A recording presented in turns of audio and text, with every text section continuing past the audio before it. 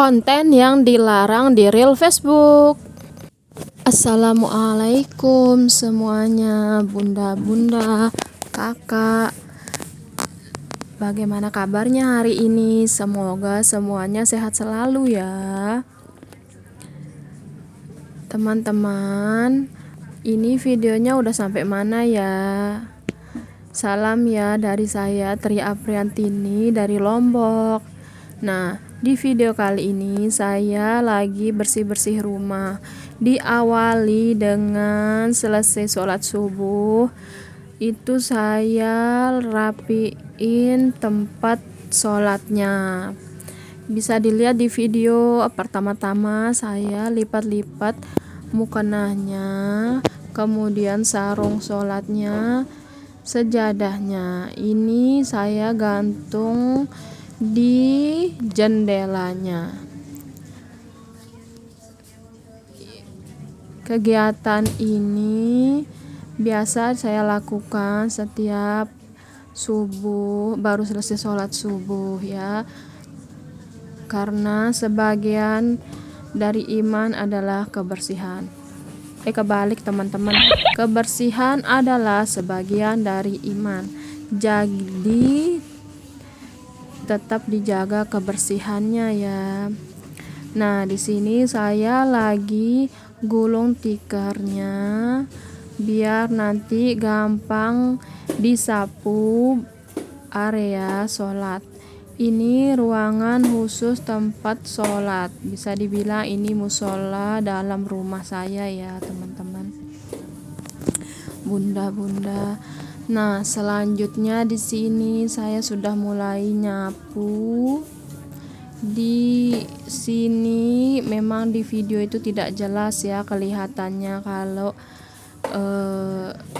di bawah ini dia kotor, tapi kalau secara langsung ini itu berdebu banget teman-teman, karena saya itu jarang nyapu semuanya sampai full area sholat. Biasanya kalau area sholat saya sapu di atas stikernya langsung. Nah, setelah itu di sini saya lanjutkan ini area depan di tempat sholat tadi ya. Kalau ibu rumah tangga itu kerjaannya ya kayak begini ya, tiap hari wajib bersih-bersih. Karena kalau nggak bersih-bersih pas sehari aja rumahnya pasti kotor dan berdebu. Apalagi kalau kita punya anak kecil, pasti rumahnya kotor. Kayak saya kan punya anak umur 1 tahun 8 bulan, lagi aktif-aktifnya, nggak bisa diam, selalu makan terus sampai bawa ke sana kemari makannya. Jadi area rumah itu kadang semutan teman-teman karena jajannya yang ke sana kemari berjatuhan. Ya seperti itulah ya, kalau kita punya anak kecil, kita mau marah ya ndak tega ya, karena anaknya masih kecil, jadi dimaklumi aja. Nah, karena kayak gitu, jadi kalau kita jadi ibu rumah tangga yang punya anak kecil tuh memang benar-benar harus sering-sering sapu rumah,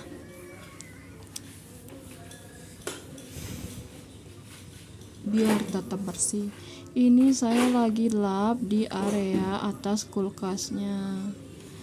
Kemudian di sini saya lap-lapin helm Pak suami pakai tisu, karena helmnya udah berdebu. Seperti di area atas kulkas ini juga kadang-kadang saya lap, kadang-kadang enggak ya. Jadi kadang berdebu dia. Nah, di sini barang-barang di atas meja ini mau saya perbaiki biar rapi.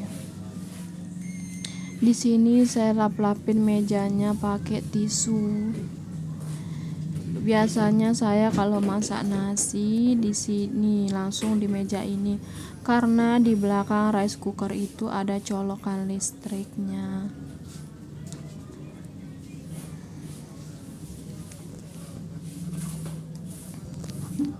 Oh iya teman-teman, kita balik ya ke pembahasan awal tadi yang seperti saya bilang, konten apa saja sih yang dilarang di reel Facebook. Sebelumnya teman-teman jangan mohon bijak ya berkomentar. Memang saya juga masih pemula di Facebook Pro ini, bahkan belum monetisasi, belum gajian. Cuman karena selama proses saya belajar, saya mendapatkan informasi, mendapatkan ilmu dari platform lain seperti platform Y, dan di Facebook itu sendiri mengatakan konten-konten kreator yang sudah senior, yang sudah lebih dulu, yang banyak followernya, yang sharing-sharing ilmu. Di sana saya dapat mengambil ilmu yang ingin saya bagikan ke kalian, supaya saya tidak tahu ilmu itu sendirian. Jadi buat kalian bunda-bunda, siapa tahu masih banyak yang belum tahu tentang informasi ini. Jadi kalian dengan menonton video saya bisa mengetahui informasi ini. Nah, kita lanjut ya ke inti pembahasannya. Nah, yang pertama, konten yang dilarang di reel Facebook itu yaitu video statis.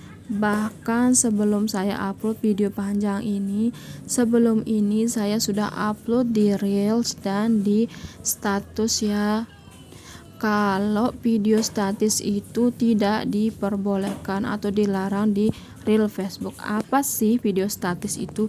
Video statis itu adalah video yang berupa foto atau gambar diam dijadikan sebuah video. Jadi bunda-bunda, kakak semuanya, jangan pernah membuat video dari satu foto.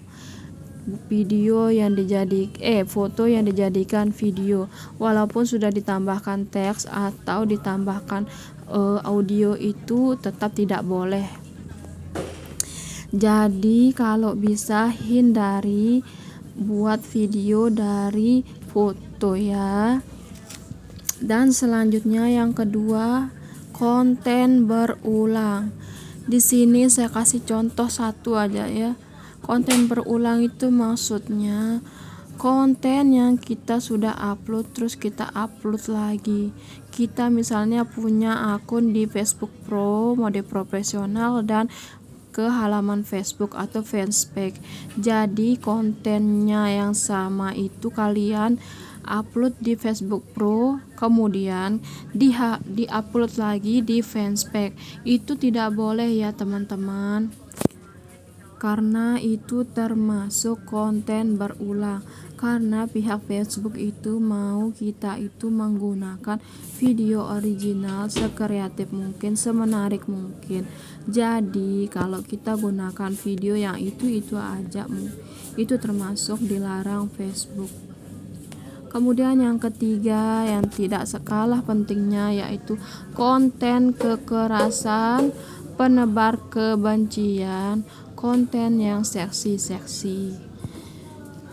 Konten jenis seperti ini itu sangat tidak boleh, teman. Ya bunda, soalnya konten yang mengandung kekerasan itu sangat tidak diperbolehkan ya. Nah, di sini saya tidak sangka ternyata sudah nyapu area depan. Ini di depan teras rumah.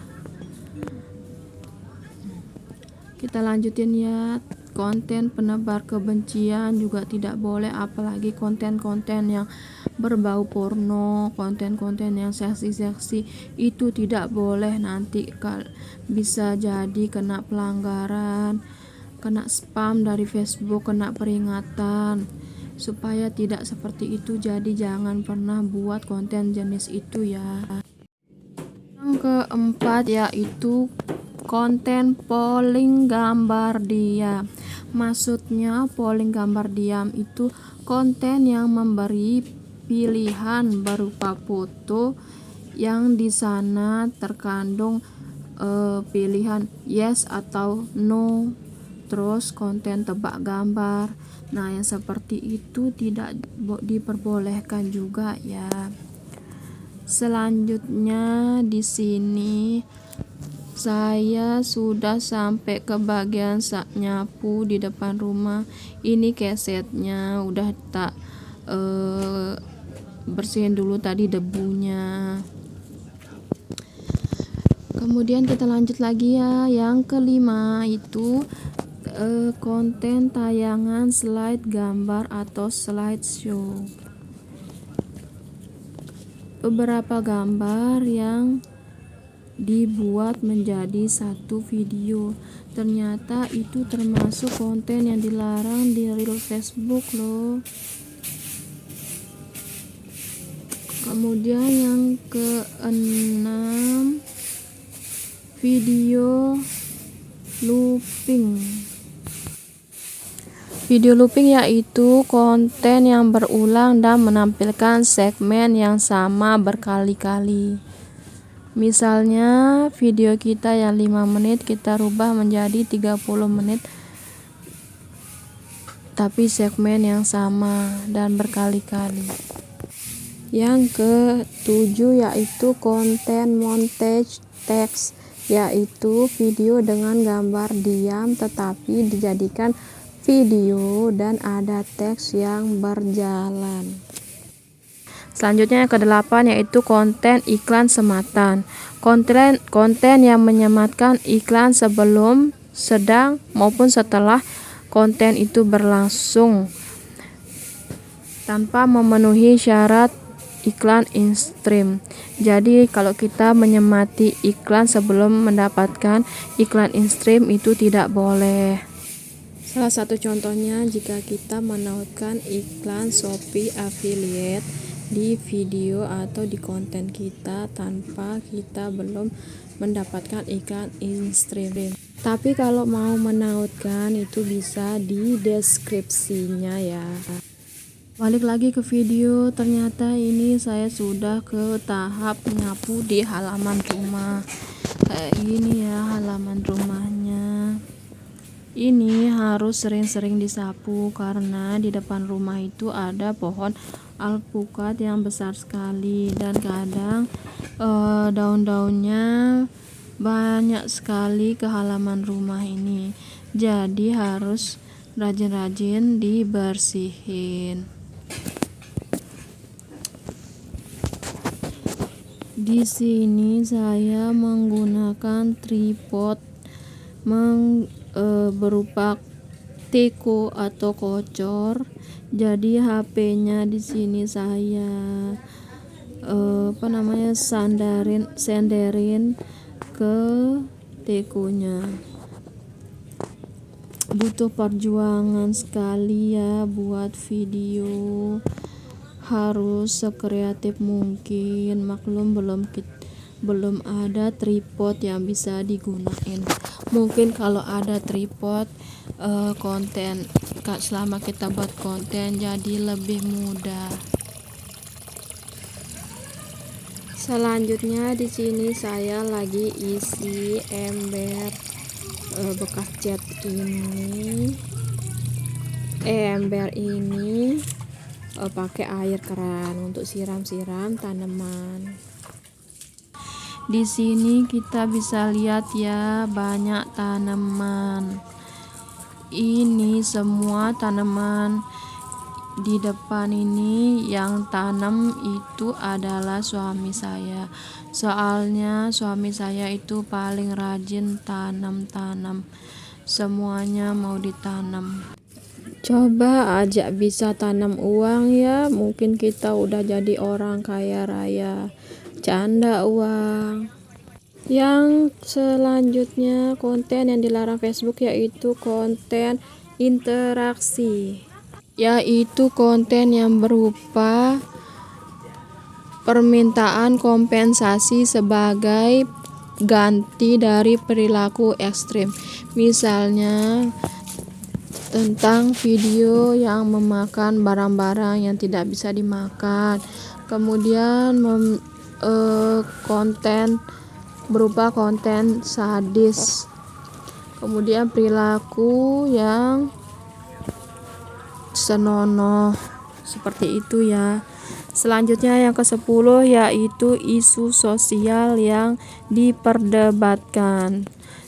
Contohnya sosial, ras, agama, politik itu tidak boleh dibahas di reel Facebook ya, karena itu termasuk konten yang dilarang di Facebook.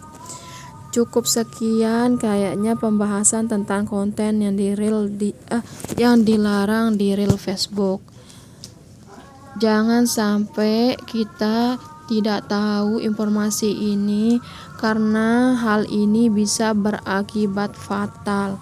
Kita bisa gagal monetisasi kalau kita lakukan hal-hal yang dilarang oleh Facebook, karena Facebook itu selalu mengamati aktivitas kita semua ya, para pejuang monetisasi.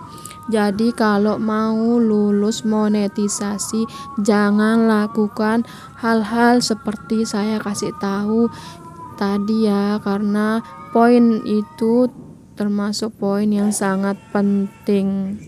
Saya juga belum monetisasi kok bunda-bunda, cuman tidak ada salahnya kita belajar sesama pemula. Kita harus pintar biar kita tidak salah langkah. Nanti kita buat konten sudah bagus menurut kita, tetapi ternyata di dalam konten kita mengandung hal-hal yang dilarang Facebook. Jadi jangan sampai itu terjadi ya bunda-bunda, kakak. Nah, di sini saya sudah videonya sudah sampai ke bagian akhir video. Saya sudah ganti kostum ya bun. Tadi selesai siram tanaman, saya sudah mandi. Nah, di sini saya lagi bersihin kasur. Ini biasanya saya rapiin kayak gini ya, area kamarnya.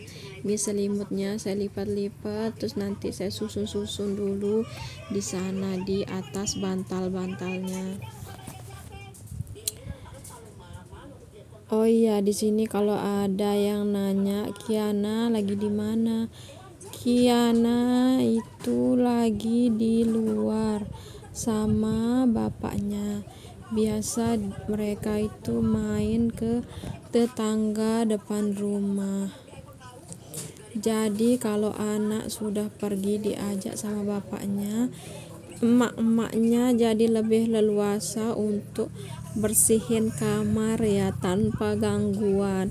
Soalnya Kiana itu lagi nggak bisa diam. Ini kalau ada Kiana bakalan tambah lama kerjaannya.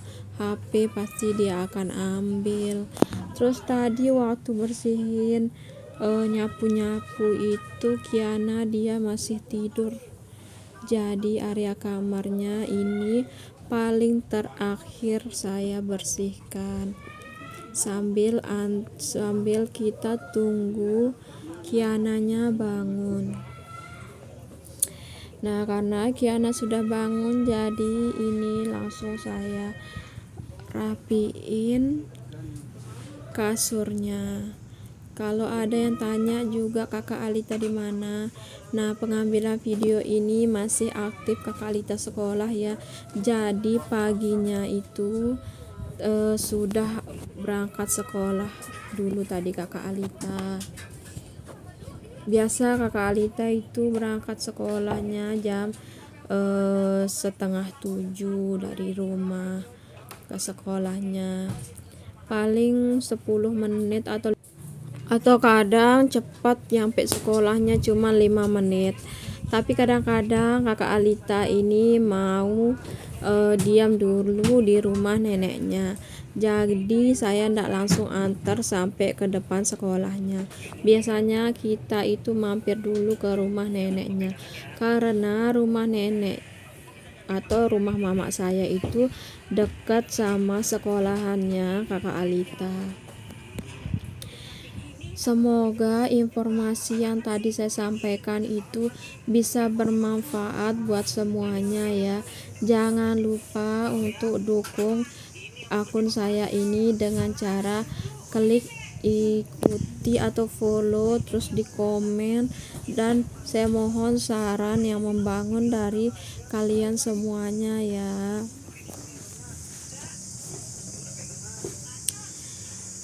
Karena sangat penting untuk tetap menjaga interaksi sesama konten kreator supaya jangkauan kita semakin luas dan video kita direkomendasiin. Ya sudah teman-teman, assalamualaikum.